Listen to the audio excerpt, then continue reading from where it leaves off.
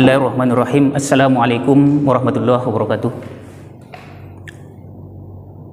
Alhamdulillahirabbil alamin, nahmaduhu wa nasta'inuhu wa nastaghfiruh wa na'udzu billahi min syururi anfusina wa min sayyiati a'malina. May yahdihillahu fala mudhillalah wa may yudlil fala hadiyalah. Saudaraku, sudah baca Al-Qur'ankah kita hari ini? Saudaraku, seberapa jauh kita mengenali Al-Quran? Saudaraku, seberapa dekat kita dengan Al-Quran itu?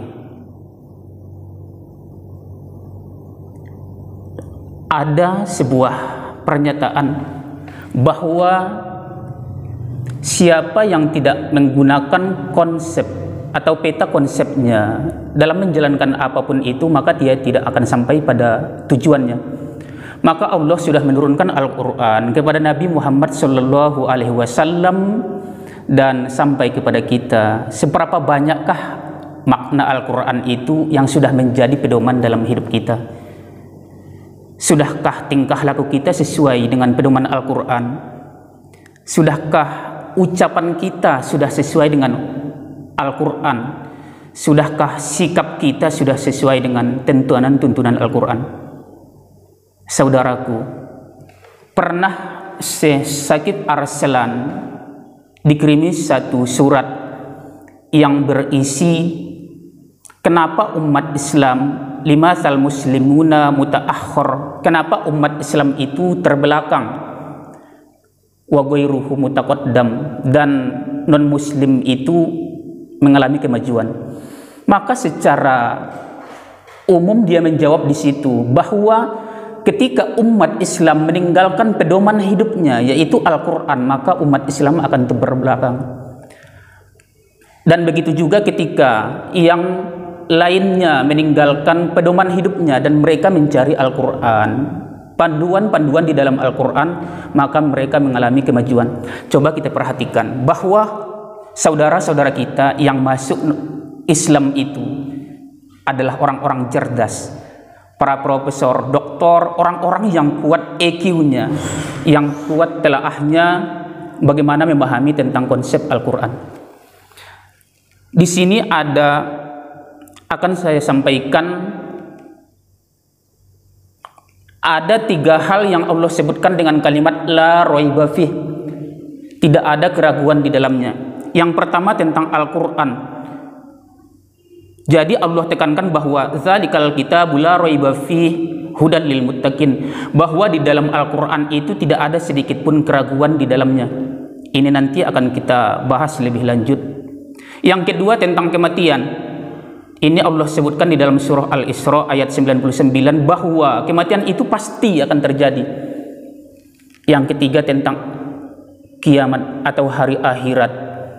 Yang 3 hal ini, 3 poin ini Allah sebutkan dengan kalimat yang serupa, yaitu la raiba fih.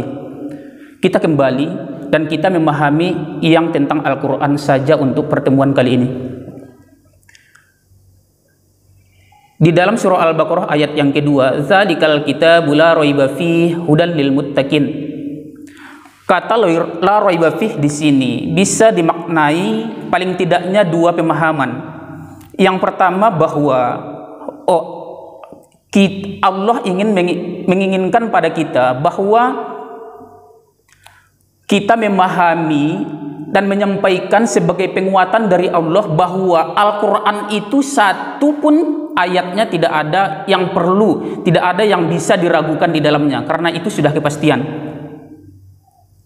Ada penjelasannya yang lain, ada ayat Allah sebutkan di dalam ayat yang lain, wa in kuntum fi raibim mimma nazzalna ala abdina fa'tu bisuratin min mislihi wada'u syuhada'akum min dunillahi in kuntum shadiqin.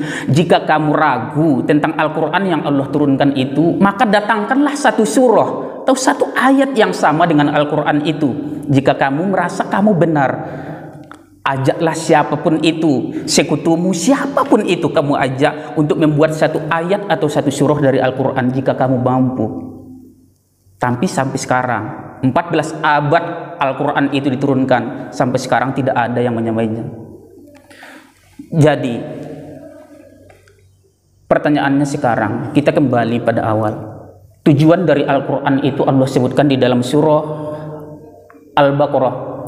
Syahrul Ramadan alladzi unzila fihil Qur'an hudan linnas. Kami turunkan Al-Quran itu sebagai petunjuk bagi manusia. Coba kita garis bawahi bahwa hudan linnas, petunjuk bagi manusia, bukan hanya petunjuk bagi orang yang bertakwa, yang muslim dan yang lainnya, tidak, tapi petunjuk bagi manusia secara keseluruhan, baik ia anak-anak, orang dewasa, laki-laki, perempuan, baik ia yang muslim dan yang tidak muslim. Ketika mereka menelaah, mengkaji tentang makna Al-Quran itu, maka dia akan mendapatkan hidayah di dalamnya. Maka petunjuk Al-Quran itu bukan hanya ditujukan kepada manusia, tapi untuk semua manusia. Bukan hanya kepada muslim, tapi untuk semua manusia. Saudaraku, sejak kita membaca Al-Quran, dalam sebulan ini sudah berapa kali kita membaca Al-Quran? Sudahkah kita menelaah maknanya? Sudahkah kita memahami apa isi kandungannya? Apa yang ada dalam Al-Quran itu sudahkah kita lakukan, kita kerjakan di dalam kehidupan kita sehari-hari? Di dalam surah Al-Isra Allah sebutkan bagaimana cara berjalan orang yang beriman itu. Wala tamshi fil ardi maraha. Janganlah kamu berjalan di muka bumi ini dalam keadaan sombong. Apa yang kita sombongkan? Di dalam diri kita ini semua sebenarnya pemberian. Apa yang kita sombongkan? Bagaimana cara kita memandang? Allah sebutkan, Allah menjaga betul diri kita ketika kita mendalami Al-Quran. Kullil mu'minin yaqdudna min absarihim wa yahfazna furujahunna. Katakanlah bagi orang yang beriman itu untuk menjaga pandangannya. Sekarang pandangan kita untuk apa kita gunakan? Apakah sesuai dengan tuntunan Al-Quran?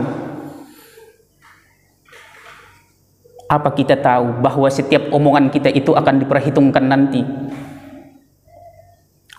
Di dalam Al-Quran Allah sebutkan juga, ma yalfizu min qaulin illa ladaihi raqibun atid. Setiap apapun yang keluar dari mulut kita, baik itu yang baik, baik itu yang buruk, atau apapun itu yang keluar, ingatlah bahwa kita selalu diawasi oleh malaikat. Akan ada catatannya.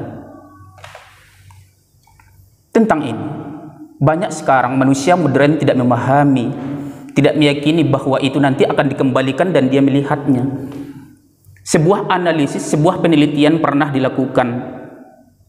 Bagaimana tentang kulit manusia itu mempunyai memori yang akan menyimpan data-data kehidupan kita.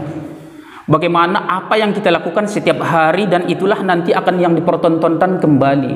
Maka ketika kita melakukan hal yang tidak sesuai dengan tuntunan, maka jangan harap kita akan sampai pada tujuan. Karena tujuan dari Al-Quran itu diturunkan adalah sebagai petunjuk. Apakah hidup kita ini sudah melalui petunjuk atau bimbingan dari Al-Quran? Itu kembali kepada diri kita sendiri. Saudaraku, marilah kembali membaca, marilah kembali mengkaji, marilah kembali memahami Al-Quran itu. Karena Al-Quran itu adalah surat-surat cinta yang Allah berikan kepada kita. Ketika Allah berdialog, coba bisa kita perhatikan bahwa Al-Quran itu bahasanya bahasa percakapan. Bagaimana kita bercakap, ngomong sama kawan kita, bagaimana kita berbicara dengan orang kedua, itu Allah banyak dalam Al-Quran itu yang Allah sebutkan. Ketika Allah berkata, ya ayyuhan nas, wahai manusia, kita termasuk di dalamnya. Karena Allah menyebutkan kita dengan ya ayyuhallazina amanu, hai orang-orang yang beriman. Allah pilih ini semua tadi sudah manusia, tapi Allah bagikan menjadi orang yang beriman. Ada, tapi ada qul ya ibadi, hai hambaku. Ada percakapan Allah. Apakah kita merasakan? Apakah kita sudah merasakan sejuknya bagaimana ketika Allah itu menyapa kita? Apakah kita merasakan bagaimana ketika Allah itu menegur kita, meluruskan kehidupan kita? Maka saudaraku, cobalah kita kembali belajar, membaca, dan untuk mengkaji Al-Quran. Karena kesempurnaan dan kemuliaan kita ketika kita bisa memahami dan mengamalkan Al-Quran itu. Mungkin untuk saat ini materi kita sampai sini dan akan disambung pada kesempatan selanjutnya. Demikian, wabillahi taufiq wal hidayah. Assalamualaikum warahmatullahi wabarakatuh.